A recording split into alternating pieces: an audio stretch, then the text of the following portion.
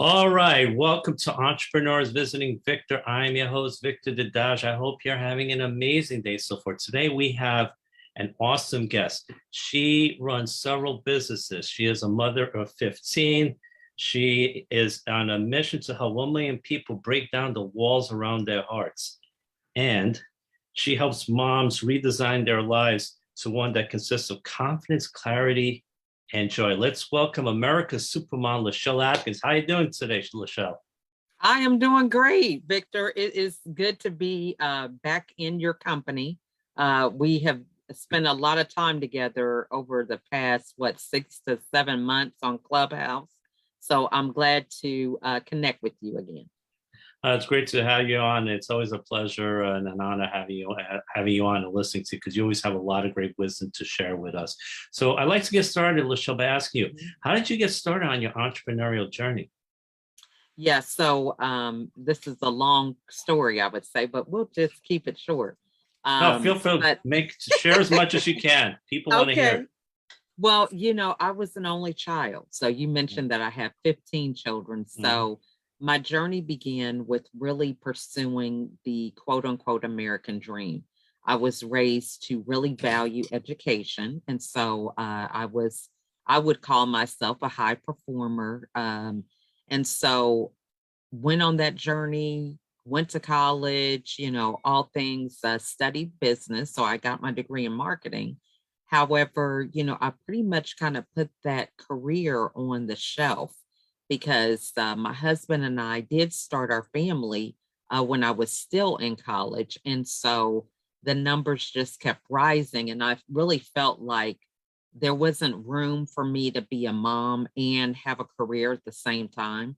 I really struggled with that because I just didn't know how to navigate through what that looked like, because my family did not look like everybody else's family. And it was really kind of overwhelming for me. So during that process, I suffered from depression for a period of 13 years, just on this roller coaster up and down of trying to make sense of what my identity looked like, because what I had spent my whole life building around getting a good career choice and, working that career until retirement and then life being happily ever after, that just wasn't my reality. And so spending so much time and effort into that, I just didn't know how to navigate. So I was going through depression for this 13-year period, and I was hospitalized 3 times.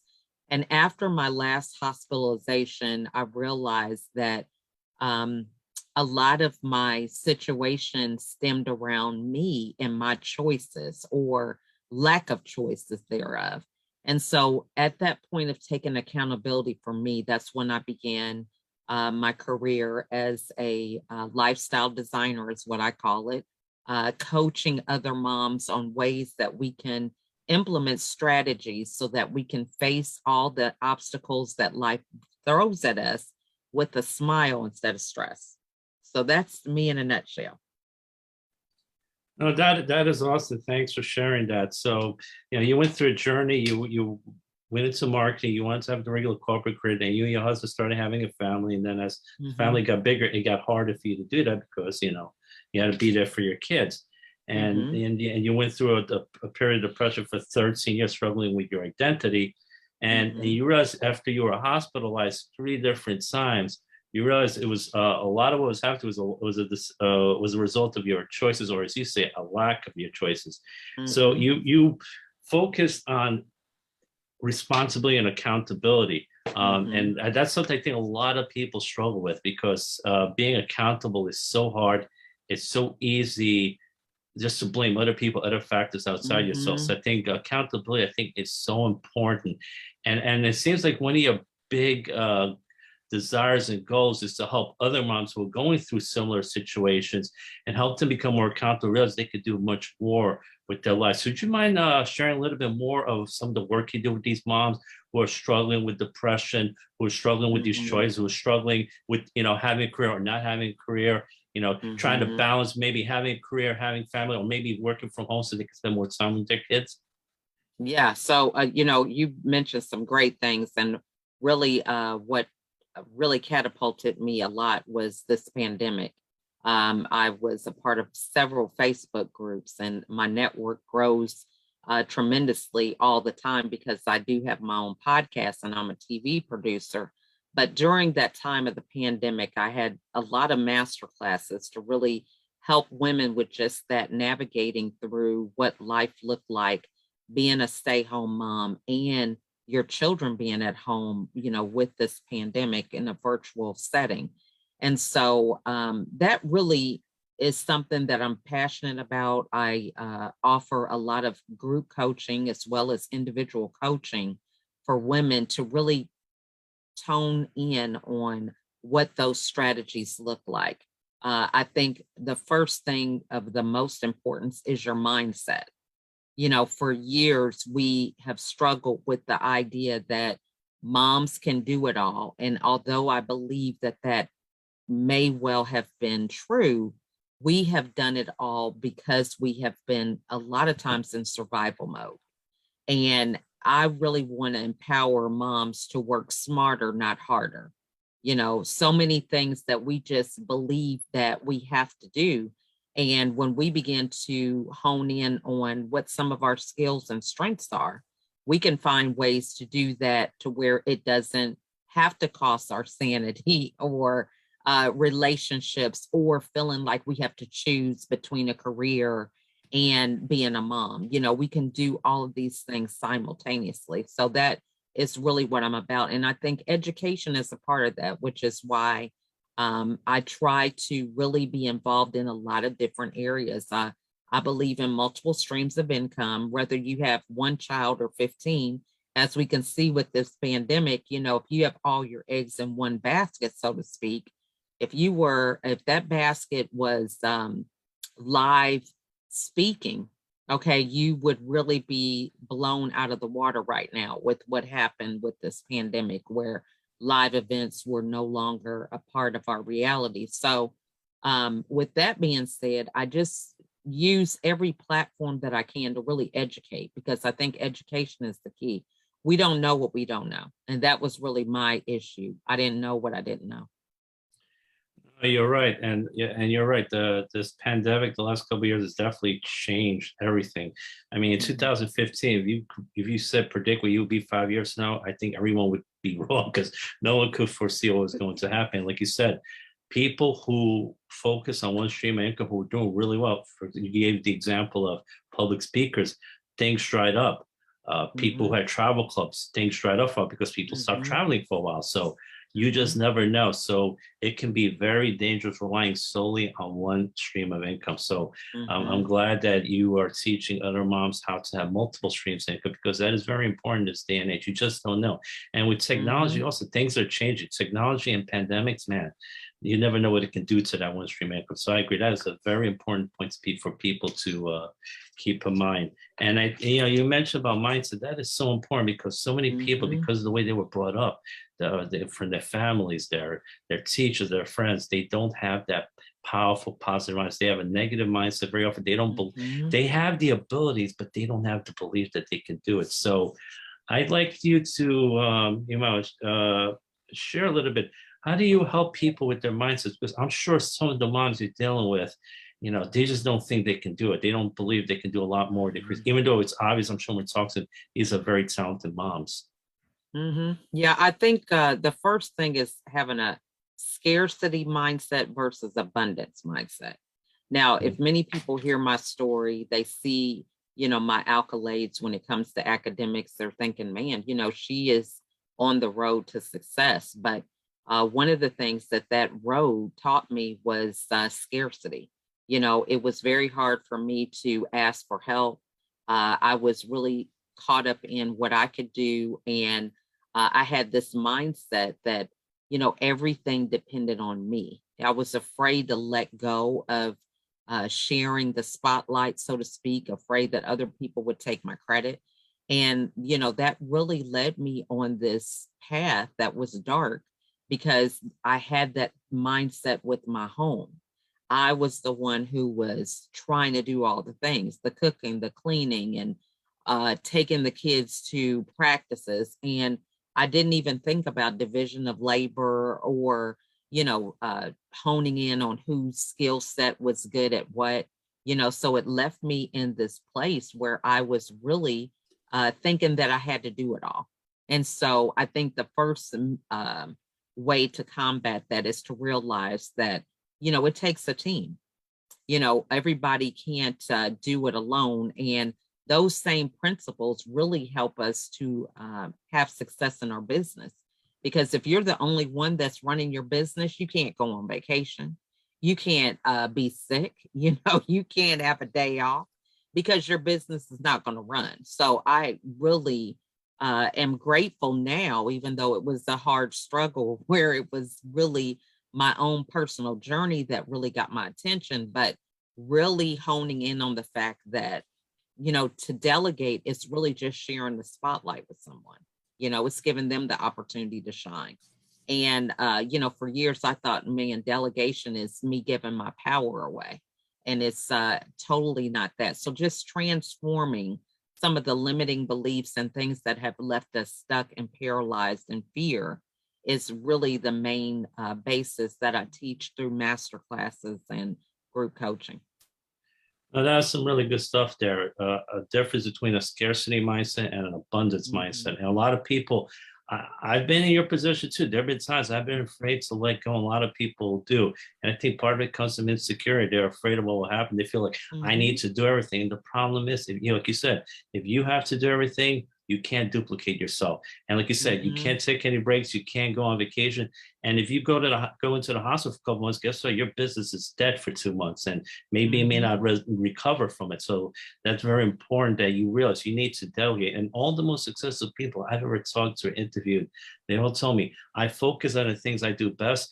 Everything else I delegate to other people. So, maybe I'm bad at accounting. So I hire an accountant to do my accounting, or I'm bad at marketing. I hire a marketing person. I have someone do my copyright. I focus on the things I do best. That's what the most successful people do. And that's how you grow your business. And it's very important. And that's how you get residual income. And here's the thing, like, for example, in the industry, one of the things you do is network marketing. One of the things you have to teach people to become successful. If you try to do everything for them, number one, your business is not going to grow. And number two, they're not going to grow. But if you teach them how to duplicate, you teach them how to build residual income, they teach other people. Guess what?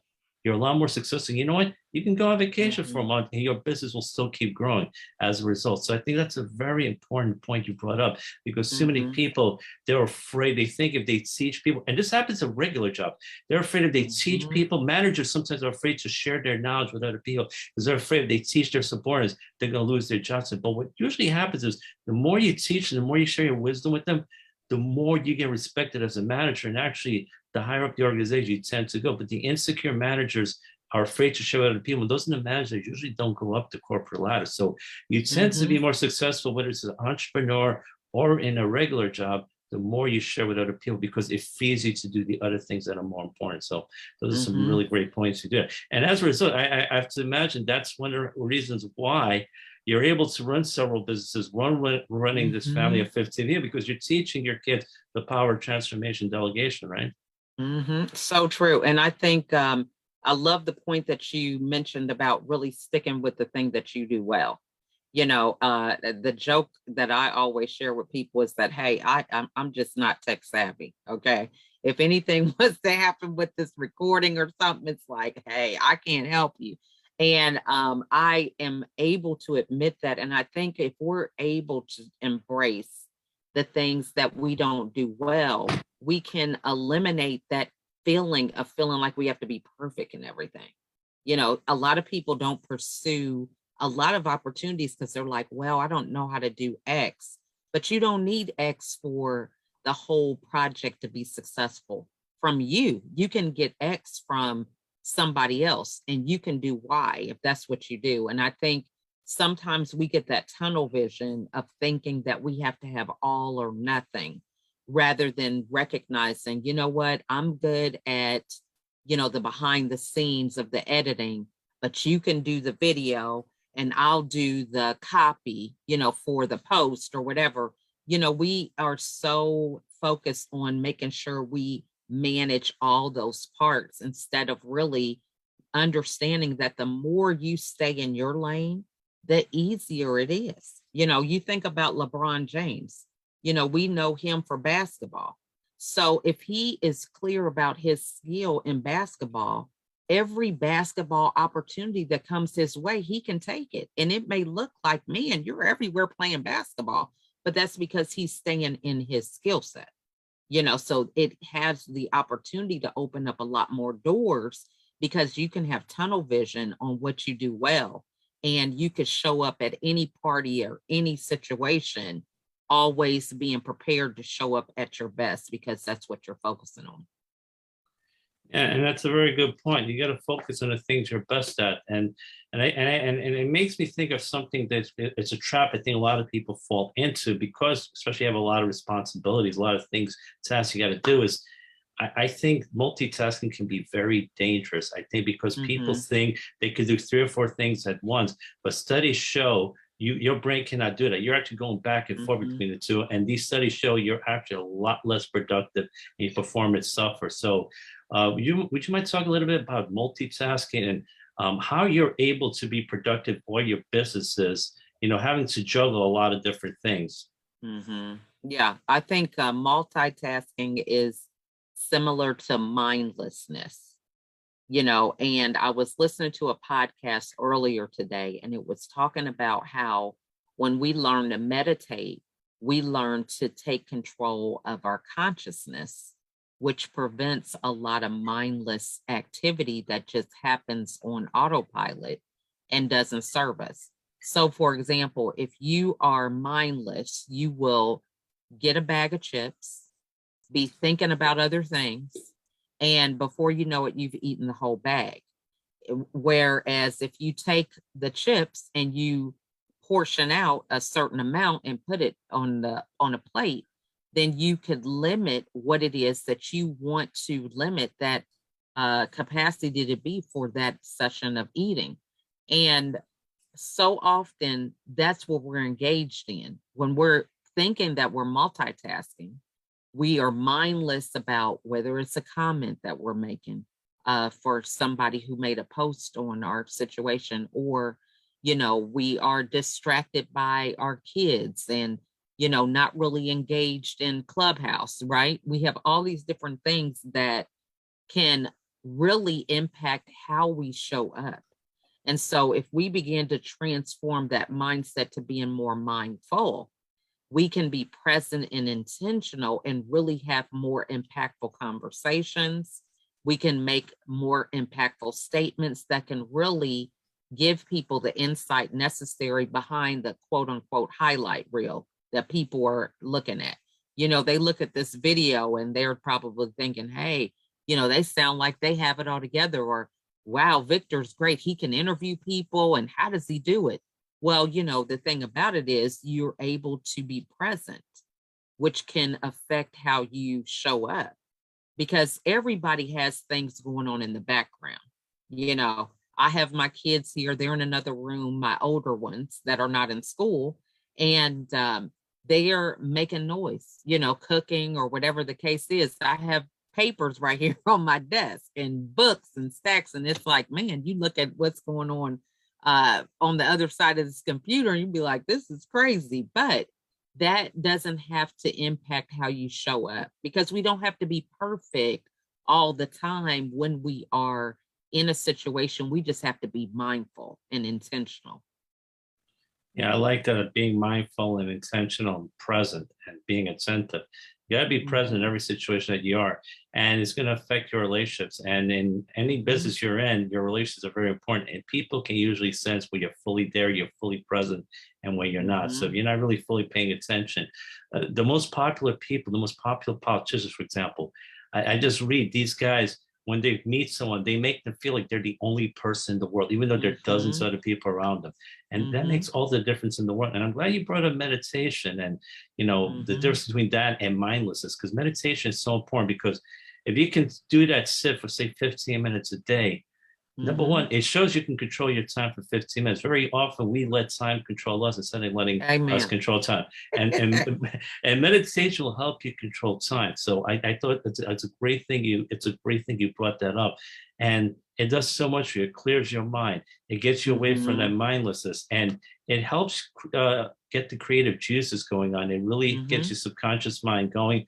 And Tim Ferriss, the guy who wrote the 4 Hour Work Week, did a Mhm. survey a number of years ago of the top people in many different professions. And one thing he got out of the answers from all these people was about 90% of these people who are at the top of their profession practice some form of meditation or morning mindfulness exercise. So I thought it was pretty interesting Mhm. how these people also meditation or morning mindfulness as something very important to do and help them become very successful. And you brought that up too. So I'm sure Mhm. some of the people listening to this will probably do meditation, but for those who are not, listen to what LaChelle brought up. Meditation is something you should definitely consider doing if you want to take your career or your entrepreneur journey to the next level. Mhm. Definitely. And I think, the whole thing of really empowering yourself to recognize that, to be successful, it has some opportunity costs. A lot of people just are amazed with the fact that we still have 10 kids at home. And so they're like, man, how do you do it? And one of the things you have to realize is that, as a parent, you do parenting things all the time. But if you're working, a lot of times if I have an event that's away from my home, I can't be a parent at that particular time. I have to be on and show up for my business. And a lot of people try to have this mindset that you can be all things and do all things in real time and think that it's going to be together. And that can't be further from the truth. You have an opportunity cost. You are going for business. And so you need to be present for business. And sometimes that requires more time away from your family. But I think, the mistake we make is that we don't really engage in that kind of conversation with our children, really explaining to them. One of the things that I had to do during the time of the pandemic, my kids were at home virtually, and they just said, man, mom, are you just glued to that computer? And I had to explain to them, look, there's a lot of people that are really struggling with what this dynamic is showing for their household. People are not experiencing things the same as how we're used to it, and really talking to them, and then them understanding the work that you do. So as when I was able to receive my first book that I was able to publish during the pandemic, and the boxes came in, the person delivered them, and we opened them up, and they were able to see, wow, this is some of the stuff that mom was working on, as a result of those times that we felt like, "Oh, she's not paying attention," or whatever. So I think it's really talking to your children about the ups and downs, the highs and lows, the things that really go into work, because they see this highlight reel, people Instagram famous and TikTok famous, but it takes a lot of work. I had one of my daughters who she really is into TikTok. And so I have a friend who just reached out during the latter part of last year, and he makes money on TikTok. And so she was asking me about TikTok, and I started being on TikTok, but I never really recorded. I just, used it to go through watching the videos. I had to set a timer because it was crazy. But anyway, so she knew I was familiar with it. And so she was like, how do I grow this following? So I said, well, I'm gonna ask him. So I reached out to him, and he said that he posts like 40 videos a day. So she really got the opportunity to say, wow, he has over 100,000 followers, and he gets a million views on stuff consistently. But this is what it takes to do that. So we have to educate our kids about the reality that success looks good, but are you willing to put this time and this effort into that success? Is that going to really work for you? That's a very good point. I think it's very important to engage with your kids and explain to them the opportunity cost, the sacrifice you have to make to become successful. Like Hmm. that guy in TikTok, he's got hundreds of thousands of followers, and he's doing 40 TikToks a day. So that's a lot of TikToks. I did a few TikToks, and for me, one a day was enough. So to do 40 Right, of them, yeah, I was like doing 40. But he had that commit. For him, it was that right. important. So he put in the time and effort. And anyone that's been successful, whether it's in TikTok, Instagram, whatever, YouTube, they put in the time and the effort. I have a friend, he has, I don't know, 100,000 subscribers on YouTube. But when he Mm-hmm, started his first year, he was doing a video every single day. He used to say mm-hmm, a video a day makes the bills go away. So that's why he grew his farm, because he was mm. consistent. He was there every single day. He put in the time and effort. He had a family, he had a wife, he had 3 daughters. So and it's good to engage it because make them understand. Like you said, sometimes the children only see the glory, all the great stuff I have, but they don't see the work Mhm. that was going on behind the scenes. So when your kids were at school, they weren't seeing all the time you're putting in, talking to people, making videos, doing all these things. But when they were home from the pandemic, then they saw like, wow, Mhm. mommy's glued to that screen all day long. This is why she's getting things done. So Right. yes. So it's important to make them understand, because sometimes they have a false sense of reality. They just say, "Oh, success is like that." It doesn't. Success comes So before true. work. Success comes before work only in the dictionary. You have to put in the Amen. time. And you brought in and you mentioned that example of, sometimes you have to go to an event. You go away for a few days. You really can't be a parent at that event because your kids are home, you're there, and Mhm. you really got to be more focused on the event. And maybe after the event, you'll give your kids a call, but there's only so Mhm. much you can do when you're away. So you really can't be much of a parent. So your focus really has to be on the event. And I think some parents have trouble dealing with that. So you have to, like you said, you have that talk with your kids saying, I got to be away for 2 or 3 days, but when I'm back, I'm fully there. So no, it's great you So brought up that true. point. Yeah. Yeah, and I And think, we don't really give ourselves room to see how our parenting is, right? Part of you being an example to your kids is when they're not with you. I mean, we should be really able to embrace our kids being in a classroom. If we're doing what we're supposed to be doing at home, then it should be evident when they are away from us. But we forget that. We're just thinking we have to smother them and be around them all the time. do you think part of that may also go back to what you were saying before? Like sometimes you feel you have to do everything. You can't leave things on your own. Mhm. So you're afraid to go away for a few days. You're afraid to trust your children that they can take care of things for those 3 days. Or do you think that's part of the issue? I think it's an issue of control. See, we Hmm. want to be able to control things.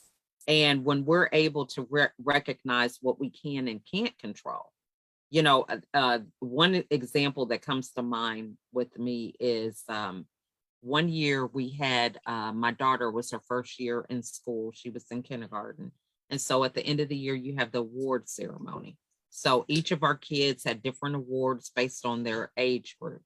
So she was the only one, I think she got like 2 awards.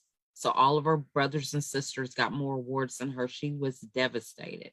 She just cried and cried and cried about it. And I said, well, there were other things that went into these awards, and we went over each one and explained to Hmm. what it took. So we have this routine at the beginning of the school year. We create vision boards. And so the kids make their own. I don't tell them what their vision is, they do their own. So her vision was to get more awards that year.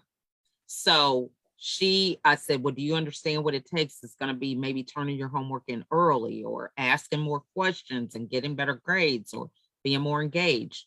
So she put that on her vision board, and that year she accomplished that. So what it looked like for me was the times that she was looking like she wasn't focused with her homework, I'd say, oh, so did you change your vision on your vision board? And she'd say, no. And I said, well, is that the kind of progress that's going to help you accomplish your goal? And she'd be like, no, let me just go get my work done.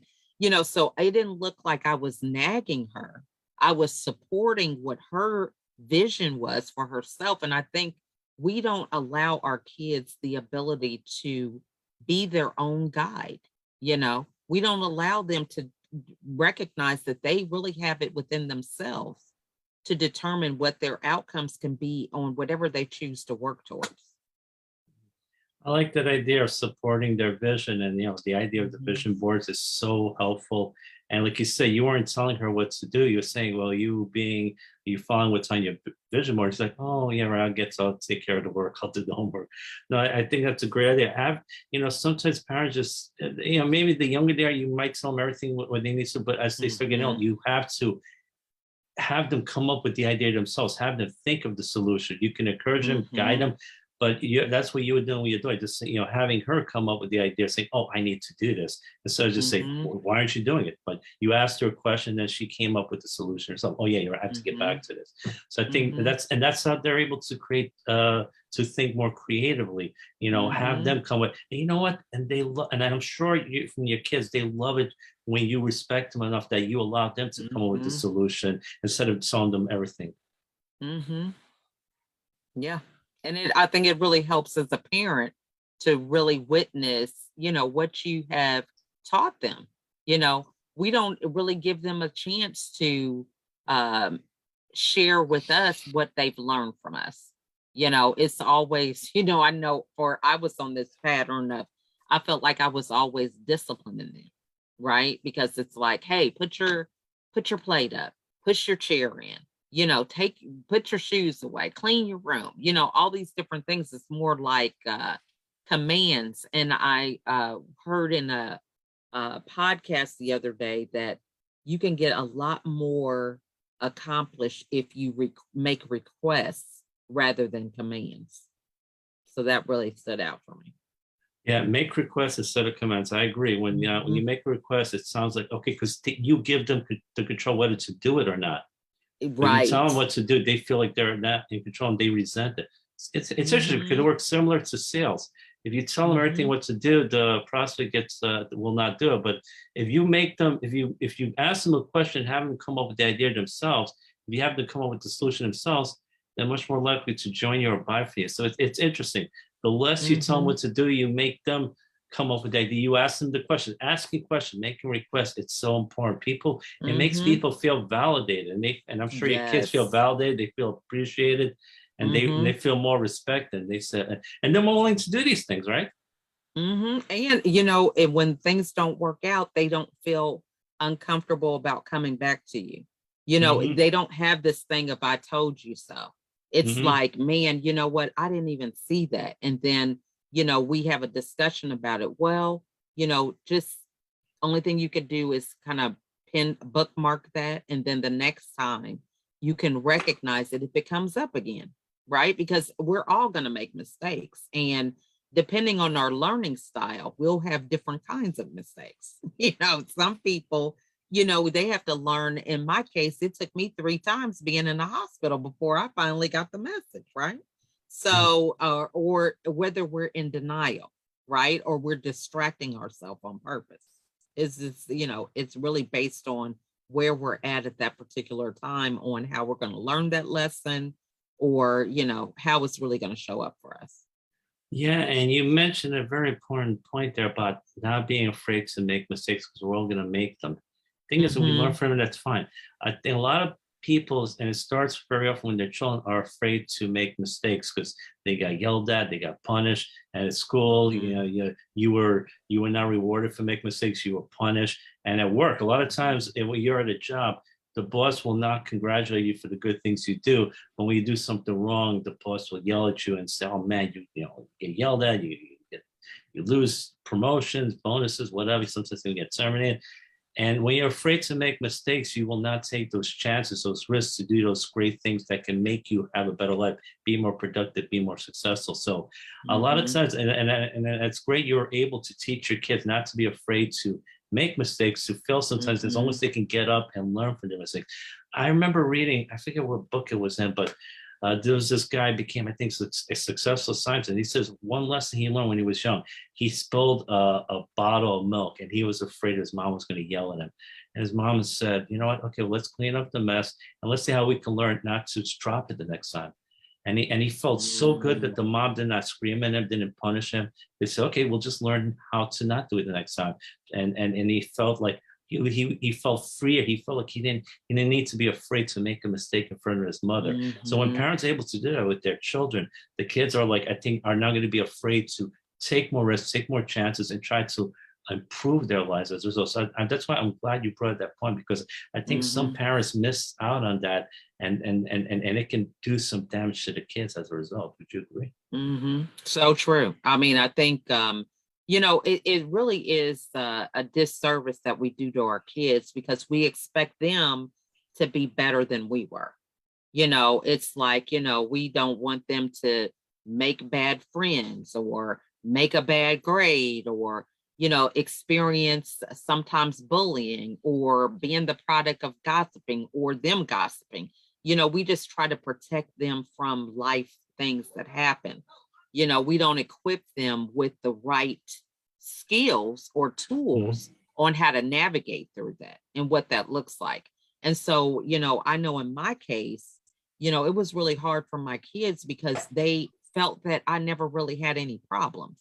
So they felt like, man, if they had a problem, something was wrong with them because they looked at me and I didn't have it. So, we have to really be conscious of the attitude that we're portraying to our kids or just that mindset, because what happens is your kids can be internalizing something's wrong with them because they're not having any imperfections. They see you being perfect, so to speak, not talking about anything bad. And so they're thinking something's wrong with them and internalizing that. No, and that's a great point. They're watching your children, and rationalizing, man, mom is perfect, and I'm making these mistakes. Hmm. What's wrong with me? Whereas they don't see the other side, the things you went through, 13 years of depression, hospitalized 3 times. Hmm. So you went through your ups and your downs. And I think Hmm. sometimes um, sharing that vulnerability makes your kids realize, "Heck, it's okay to make mistakes. Mom's Hmm. not perfect, and it's okay if I'm not Hmm. perfect." So I think that's a very good point you made, because sometimes parents may not realize that, and they don't realize their kids are thinking, so they might feel guilty. Man, why am I not as good as mom and dad? And Hmm. I think sometimes the parents need to reassure the kids it's okay to not be perfect. It's okay to make a mistake. You'll learn from it. It's all right. Hmm. You'll grow from this. So Hmm. I think that's a great point you made up, because so many, and that's another reason why people are afraid. And that you can apply that in business, because I know if Hmm. I hear someone talk about, no, when I got started, I made $1 million the first year. Everything was easy. I had no problems. No, almost very few people can relate to that. When you hear someone say, I struggled for 3 years. I failed in 4 businesses, and by my fifth one, I succeeded. Or I grew up poor, and I was poor for like 25 years. I was living out of a car. But then finally, after 7 years, I was able to figure it out. Now I'm successful. People can relate to that because they're saying, this person isn't perfect. This person made the mistakes. They Hmm. had plenty of failures. This person was in prison, but yet this person was able to make it work. That's how they can relate. And you know what? This person isn't any better than I am. But if this person comes Hmm. across as perfect, saying everything worked out perfect in my life, I had no problems, no one can relate to that. So, and it's Hmm. it's good, but you're so I know most people, the speakers I can relate to, and probably you can, you feel the same way. The speakers we can relate to the most are the ones that share their vulnerabilities, their failures. They're saying, I did Hmm. this for 12 years, and but then I changed course, and then life got so much better. But I made so many Hmm. mistakes along the way, but I learned from it. So I think those are the kind of people you can relate to, and the same thing. So many ways parenthood can just be an example for your business as well. So true. And, it makes you approachable. If you think Mhm. back to that person who has everything going right, you're going to feel like an idiot asking them a question because you're like, man, they're going to be thinking I'm a slacker or whatever, and you're not even going to want to ask. But that person who is more open and vulnerable, you're going to feel like, man, I feel comfortable asking them this and trusting that they're going to give me the truth about it. I really learned early in my career that, a lot of times people that are in leadership, they're put on pedestals. They're like, oh my goodness, you get celebrities, and it's like for some reason they become inhumane. I don't know what the issue is, but the person who gave me that advice said people will put you on a pedestal, but you can get down from that pedestal because the pedestal separates you from the people. You're looking down on them. You're not even eye level. You don't even relate. But if you get down off the pedestal, you're on their level, and people can resonate with your story. So you can get a lot more accomplished and have a greater impact if people can resonate with you, because that is what makes your story inspiring. See, when Mhm. people get on a platform where they see me talking as a mother of 15, I can talk about regular experiences of juggling family and marriage and all these different things, and they can relate to that. So it inspires them to take action. It helps me to eliminate excuses for people because they say, well, shoot, most people say, well, I have kids. Well, I don't have 15 and she's doing it. So I need to get busy. You know what I'm saying? So that's what I like to do, is to be able to say, I can talk about all the things that are an obstacle, but it's to inspire people that if I can do it, you can do it too. No, absolutely. And like you said, you're an example for all those moms out there. They may only have a few Mhm. kids, and they're saying if she could do it with 15, I could do it with 3.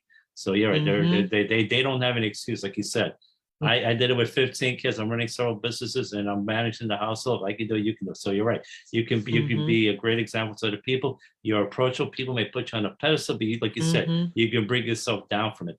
And I'm Mhm. glad you brought up that point, because there's some lots of gurus out there. Some of them, I'm not going to name names. Some of them are very hard to approach. It's like you go to their event, it's like trying to get near them. It's like trying to get right next to the president of the US. It's not going to happen. Mhm. Then there are other gurus who, like, during the break, you can go up to them. They'll sign an Right. autograph for you. They'll take a picture with you. And I resonate with those kind of people. I find them approachable. Mhm. And you know what? I'm much more likely to go to their event than to the other person's event.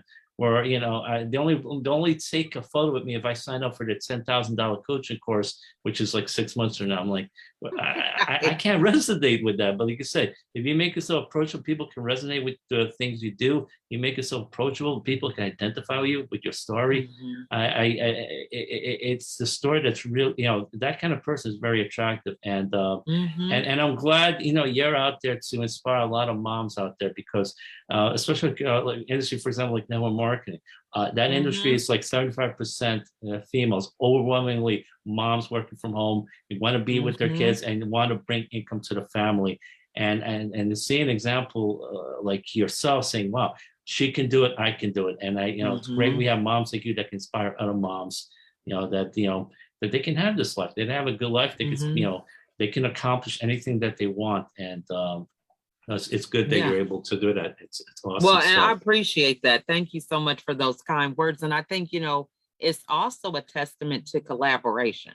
You know, I think, instead of having a competitive mindset, but really thinking about, how can we collaborate?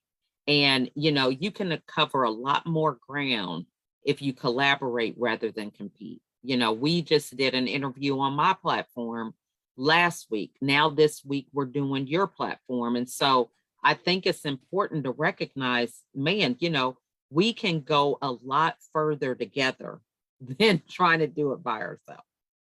No, I agree, and I love that idea of the collaborative mindset versus the competitive Mm-hmm. mindset. You can get so much more done, do many more great things together when we work with each other instead of work against each other.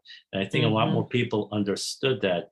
There'll be a lot more success out there. Unfortunately, some of the things you'll learn in some of these schools and some of these colleges and even some of these jobs, like in the corporate world, is sometimes you're taught to compete instead of collaborate. Mm-hmm. But from what Mm-hmm. I've observed, is the people that collaborate the most are the ones that get the most done. So I'm glad you So brought that true. up. Mm-hmm. Yeah. Yeah, because it really takes the pressure off. Yeah. I mean, I'm able to do a lot of different things. It's just like that LeBron James scenario, right? I can come and talk about mental wellness, in different platforms, but understanding, my passion and being in places where I could talk about that, to me, there's no ending to what that looks like for me. Whereas, if I'm trying to, do all these other things that I'm not gifted at, I'm overwhelmed, I burn myself out, then I miss opportunities to do what I really like because I've burnt myself out doing some stuff that is not in my wheelhouse. Yeah. And you don't want to spend your time wasting the energy on stuff that's not in your wheelhouse, things you don't want to Right. do, things you enjoy. Like what we discussed, we focus on the things you enjoy doing. All right. So Mhm. getting close to the end of our interview. So before we end, a couple of quick questions. Number one, for those that want to become, especially to the moms out there, maybe they're thinking of working from Mhm. home, they want to be entrepreneurs, regardless of what kind of job is, whether it's network marketing, affiliate marketing, whatever they want to do. What Mhm. advice would you want to give, especially to the moms who are saying, you know what, I really want to work from home, and what are the things that they need to do to get started, and what are the things they need to do as they're starting their entrepreneurial journey? Well, I think one thing is really knowing who you are. Part of my thing with depression was I lost my identity. I didn't even know if I was doing things because I wanted to, or was I people pleasing and seeking validation. So the first thing is knowing who you are. The second thing is really understanding what problem you solve. I am really clear, regardless of all the businesses that I participate in, that I am passionate about mental wellness. I'm reminded every day that I lost 13 years of my life in depression, and I am not going to return there. So I'm very passionate about sharing my story to prevent other people from that same big pothole in life. And then the next thing is really understanding the value of collaboration.